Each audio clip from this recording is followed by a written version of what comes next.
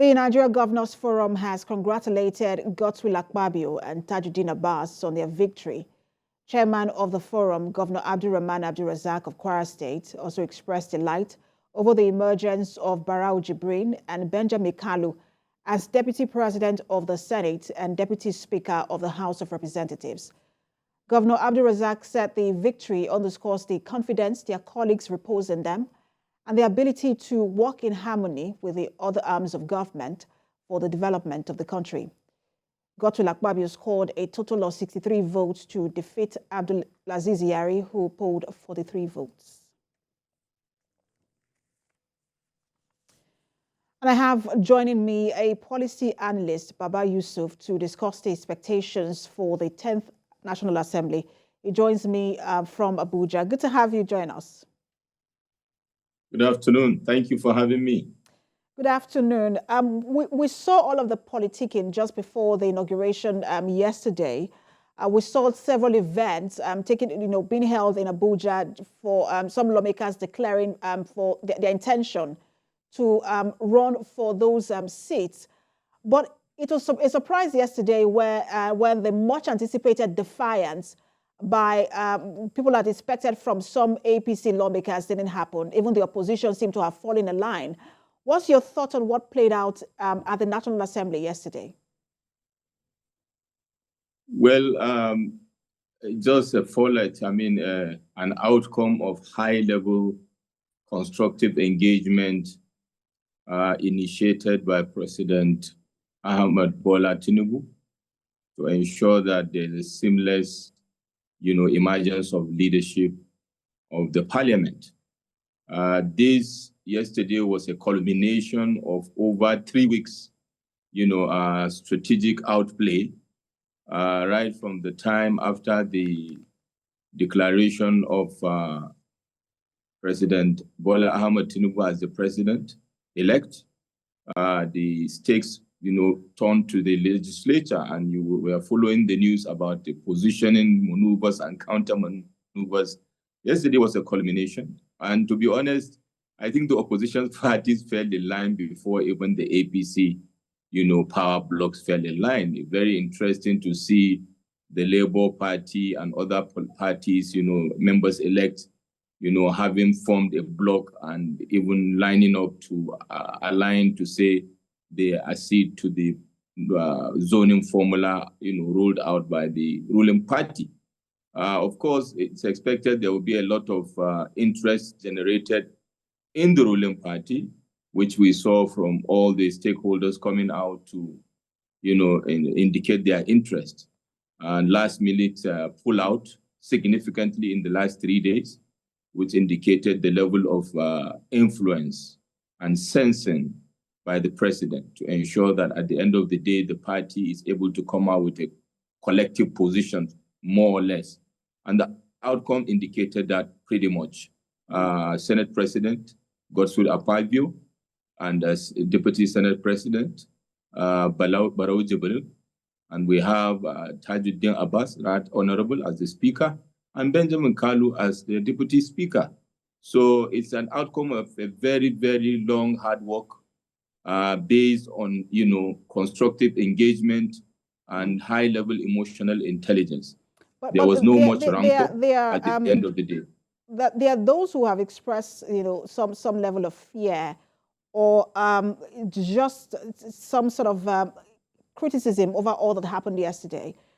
They say, look, when you have a situation where the party supremacy takes preeminence in that kind of situation, and what you would have is what we have now termed the rubber stamp assembly, and that's likely. They fear that that's likely to also play out, especially because there was barely any opposition in the House of Assembly, and that they fear that what we're going to have in the next 4 years, the rubber stamp assembly, when you also look at how they describe the 9th Assembly.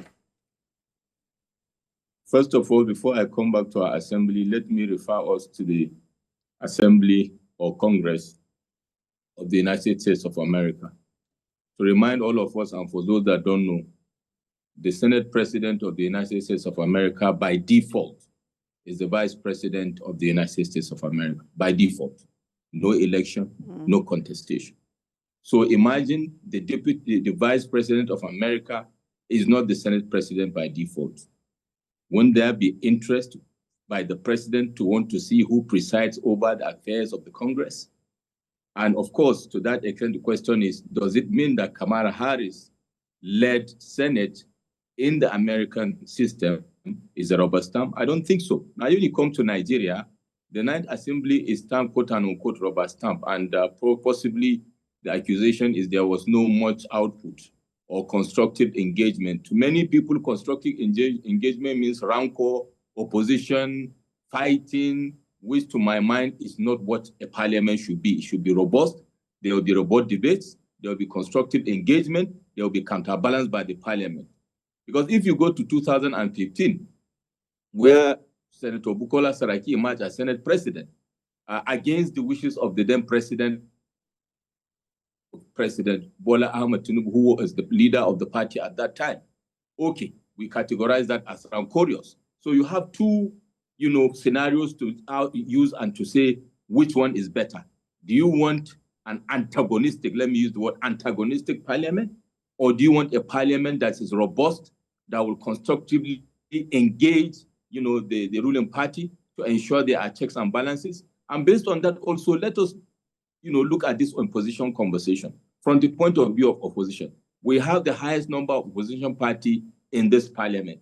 Interestingly, they have been very, very quiet in aligning with the quote and unquote zoning formula rolled out by the All Progressives Congress. One would have expected that rancor to even start coming from the other parties.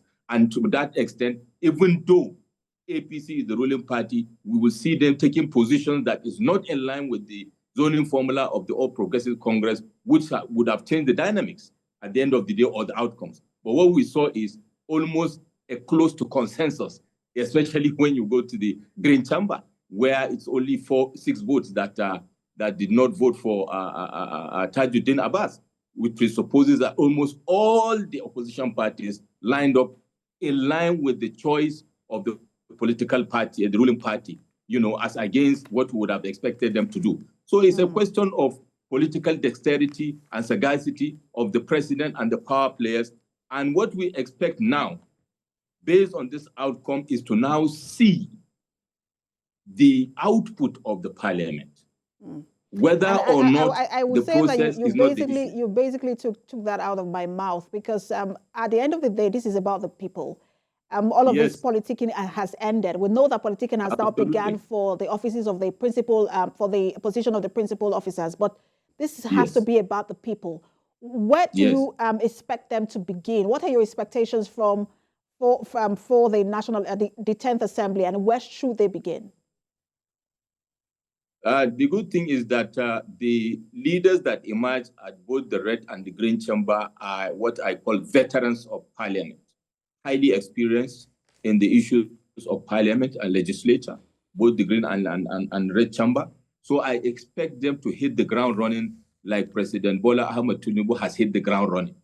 They don't have to say they want to learn some rudiments of parliamentary politics or parliamentary operations.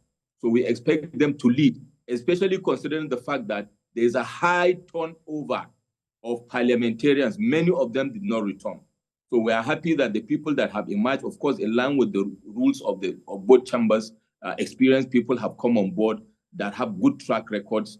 Now we want to see that play out in their action during their tenure. And that will demonstrate to people that they really living to the expectation of those that presented them and we, the constituents that voted them in the first place. Absolutely.